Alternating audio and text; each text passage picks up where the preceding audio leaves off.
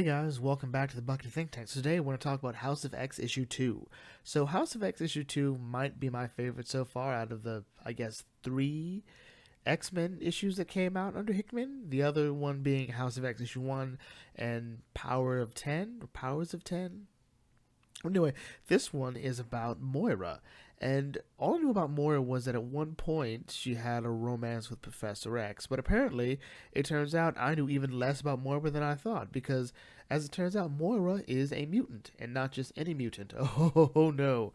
She is a mutant who has one of the most unique power, which I'm going to call Groundhog Day reincarnation.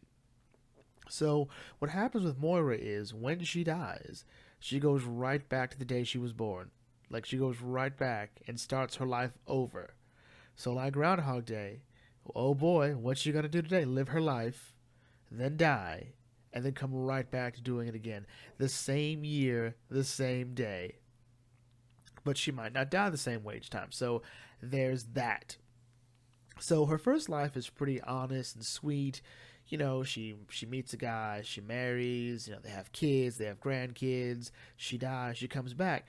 And this time she's aware that something's familiar. She's getting these memories and it doesn't quite feel the same, like redoing the same thing. So next time she goes and she sees Charles Xavier on TV and she was like, "Hey, Charles, what he's talking about might be what I am." So she goes to see Charles, but her plane crashes and she dies. So she's like, okay, well, this time we got it. So this time she goes, she sees Charles, she overhears him. He sounds like a dick. So she's like, well, you know what? Mutants are terrible. I'm going to create a cure for mutants.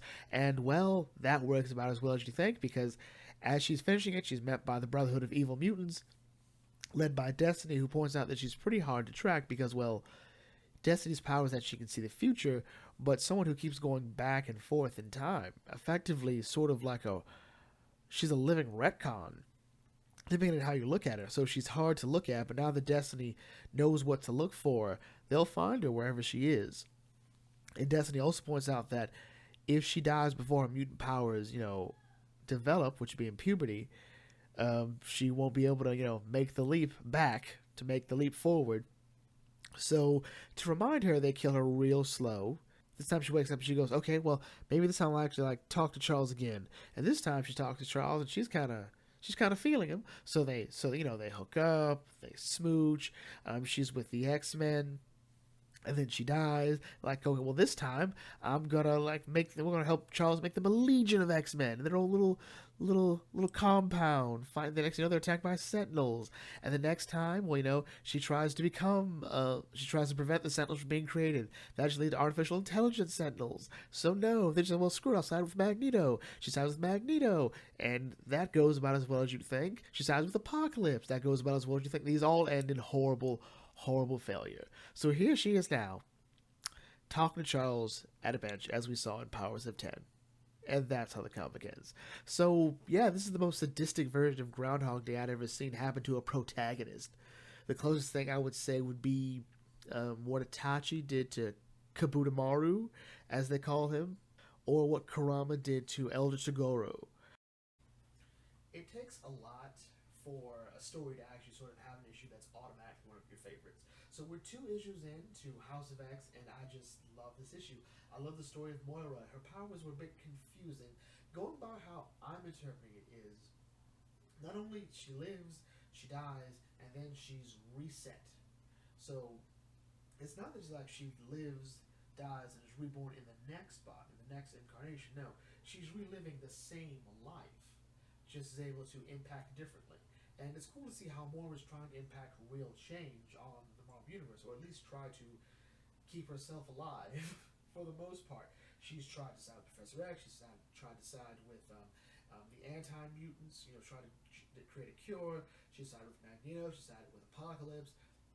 And she's done stuff that no one else is ever, I think, is even aware of, how much she's given up and sacrificed to try this. And it's really cool just to see that she's someone who's seen everything from every perspective. So I wonder what her real thoughts about this are. Like, if she should be the one to decide, or maybe she shouldn't because she's seen so much of it. And it's interesting to see how Professor X is going to react to that as well.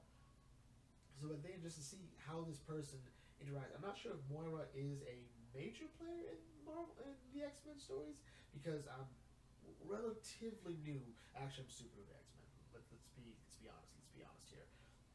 I've never been able to read an X-Men story from start to finish. I need to come in and I just don't like it, or Cyclops doing something stupid. I enjoyed most of all new X-Men until it went off the rails. Same with Uncanny, and I haven't found an X-Men book for me. I enjoyed the X-Men Black, the Magneto story, and I do enjoy Professor X. I think he's a great character, and it's nice to see him back because Avengers vs. X-Men made you miss Charles and hate Cyclops, and you felt sorry for Namor in between, and Magneto's change as well was good.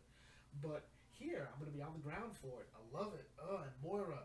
Oh, Moira's such a cool character. Loved this. This is maybe my favorite issue so far out of the three if we count Powers of X.